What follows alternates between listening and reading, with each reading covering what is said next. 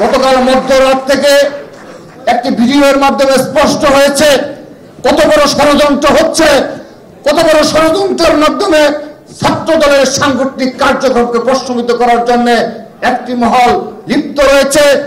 আমরা বিগত সময়ে বারবার এই বাংলাদেশে গুপ্ত রাজনীতির অবসান চেয়েছি। ঢাকা বিশ্ববিদ্যালয়ে প্রশাসনের সাথে যতবার ছাত্র দলের মিটিং হয়েছে ততবারই ছাত্র দল গুপ্ত রাজনীতির বিরুদ্ধে বারবার অবস্থান ব্যক্ত করেছে। আমরা বারবার আমাদের সকল সমাবেশে, সকল মাধ্যমে, আমরা সোশ্যাল মিডিয়াতেও আমরা বারবার এই গুপ্ত রাজনীতির অবসান চেয়েছি। বাংলাদেশে কোনো আন্ডারগ্রাউন্ড ছাত্র রাজনীতি থাকা চলবে না, আমরা এটি বারবার নিশ্চিত করেছি, দাবি করেছি।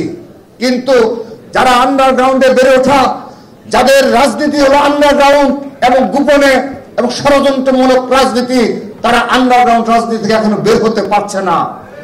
প্রিয় উপস্থিতি, তার এই ধারাবাহিকতায় গতকাল কুয়েটে একটি মিছিল থেকে আমাদের ছাত্র দলের সমর্থক এবং কর্মীদের উপর, যারা এখন আমাদের কোনো কমিটি নেই, কুয়েটে ছাত্র দলের কোনো কমিটি নেই, এবং কিন্তু আমাদের সমর্থক এবং কর্মী রয়েছে, সেজন্য সদস্য ফরমকে কেন্দ্র করে তার আগের দিন, সংঘর্ষের আগের দিন ছাত্র দলের সদস্য ফরম বিতরণকে কেন্দ্র করে যে অনাকাঙ্ক্ষিত ঘটনা ঘটেছে, আমরা সোশ্যাল মিডিয়ার মাধ্যমে এবং কয়েকটি ভিডিও ফুটেজের মাধ্যমে দেখতে পেয়েছি যে বৈষম্য বিরোধী নামধারী কতিপয় গুপ্ত সংগঠনের নেতা কর্মীরা যখন মিছিল নিয়ে যাচ্ছিল, তখন নিরীহভাবে ছাত্র দলের কতিপয় ভাইরা আমাদের হেঁটে যাচ্ছিল, তখন অতর্কিতভাবে একজন শীর্ষ নেতা, এই গুপ্ত সংগঠন এবং বৈষম্য বিরোধী নামধারী একজন শীর্ষ নেতার নির্দেশে এবং সরাসরি তার নির্দেশে এবং তিনি সরাসরি অংশগ্রহণের মাধ্যমে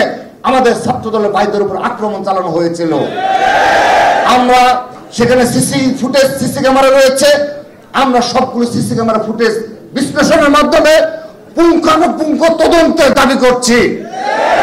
যে বা যারা জড়িত থাকুক তাদেরকে বিচারের আওতায় নিয়ে আসতে হবে। এই দেশে আর মব কালচার থাকা চলবে না। যখন ইচ্ছে হবে আক্রমণ করা হবে, সেই কালচার আমরা আর মানব না।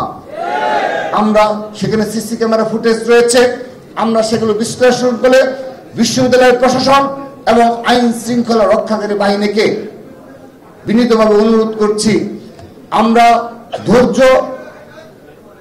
ধৈর্য সহকারে এই পথ পাড়ি দিয়ে এসেছি। বিগত 7 মাস অনেকগুলো অনাকাঙ্ক্ষিত ঘটনা ঘটেছে, যার মাধ্যমে বৃহৎ সংঘর্ষের সূচনা হতে পারত, কিন্তু ছাত্রদল নীরবে নিবৃতে আমরা আমাদের ছাত্র রাজনীতি, নতুন ধারার ছাত্র রাজনীতি উপহার কল্পে ছাত্রদল নিরলস পরিশ্রম করে যাচ্ছে। এই আমার ছাত্র দলের মহানগরের ভাইরা, যারা ঢাকার যারা রাজধানীর বুকে সবচেয়ে বেশি জুলাই আগস্ট আন্দোলনে ভূমিকা পালন করেছে এবং বিগত ফ্যাসিস্টদের বিরুদ্ধে যারা সবচেয়ে বেশি লড়াই করেছে, সংগ্রাম করেছে, যারা 15.5 বছর আমার এই ভাইরা, আমার এই মহানগর ছাত্র দলের ভাইরা, যারা একদিনও বাবা মার সাথে ঘুমাতে পারেনি, যাদের নামে শতাধিক মামলা রয়েছে, যার সহকর্মীরা গুমের শিকার হয়েছে, যার সহকর্মীরা পাশে রেখে হত্যার শিকার হয়েছে, নির্যাতনের শিকার হয়েছে, স্বাভাবিক জীবন যাপন করতে পারে নাই, আমার এই মহানগর ছাত্র দলের ভাইরাই বাংলাদেশের নতুন প্রজন্মের মুক্তিযোদ্ধা। এবং এই মহানগর ছাত্র দলের অবদানকে অস্বীকার করে এই জুলাই আগস্ট আন্দোলনের কোন ইতিহাস লেখা চলবে না। যদি কেউ লেখার চেষ্টা করে, আমি তাদেরকে অনুরোধ জানাচ্ছি, আপনারা 15.5 বছর এ ধরনের সুযোগ্য নেতৃত্বের জন্ম দিয়ে তারপর তাদের সম্মুখীন হওয়ার চেষ্টা করবেন। প্রিয় উপস্থিতি, আমরা অবগত হয়েছি গতকাল কতিপয় কুয়েটের শিক্ষার্থীবৃন্দ এবং বৈষম্য বিরুদ্ধে নামধারী গুপ্ত সংগঠনের কতিপয় যাদের অংশ বেশি ছিল, তারা ভিসি স্যারকে রাত 2টা পর্যন্ত অবরুদ্ধ করে রেখেছে।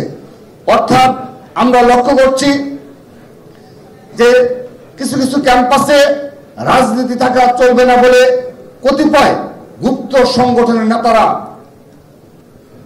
তাদের একক সংগঠনের আধিপত্য বিস্তারের জন্য সাধারণ শিক্ষার্থীদের বিভ্রান্ত করছে। আমরা এক্সাম্পল দিতে পারি, উদাহরণস্বরূপ বলতে পারি, এই তিতুমির কলেজে জুলাই আগস্ট আন্দোলনের পরবর্তীতে যে ছেলেটি সবচেয়ে বেশি পলিটিক্স থাকা চলবে না বলে আন্দোলন করেছে, অনশন করেছে এবং শিক্ষক বরাবর বারবার স্মারকলিপি দিয়েছে, পরবর্তীতে দেখা গেল এই কিছুদিন আগে ছাত্র শিবিরের যে কমিটি দেওয়া হয়েছে সেখানে তাকে সাধারণ সম্পাদক হিসাবে ঘোষণা করা হয়েছে। আমরা দেখেছি ঢাকা বিশ্ববিদ্যালয়ে যে ছেলেটি সবচেয়ে বেশি ক্যাম্পাসে ছাত্র রাজনীতি থাকা চলবে না বলে রাজু ভাস্কর যে আন্দোলনের ডাক দেয়, বিনা কারণে রাত 10টার পরে রাত 11টার পরে বিনা কারণে সোশ্যাল মিডিয়ায় স্ট্যাটাস দিয়ে জেনারেল স্টুডেন্টদের বিভ্রান্ত করার মাধ্যমে তার নিজ আন্ডারগ্রাউন্ড সংগঠনের নেতাকর্মীদের রাজনীতি অবস্থান নেয়, পরবর্তীতে দেখা গেল ছাত্র শিবিরের কমিটিতে তাকে গুরুত্বপূর্ণ পদে রাখা হয়েছে। আমরা এগুলো বোঝার সক্ষমতা আমাদের রয়েছে। বাংলাদেশের ছাত্র সমাজকে বোকা ভেবে যারা বারবার ধোঁকা দেওয়ার চেষ্টা করে, আমি বিশ্বাস করি ঢাকা বিশ্ববিদ্যালয়ের সবচেয়ে মেধাবীরা এই গুপ্ত সংগঠনের এই অপকর্ম সম্পর্কে তারা সজাগ রয়েছে।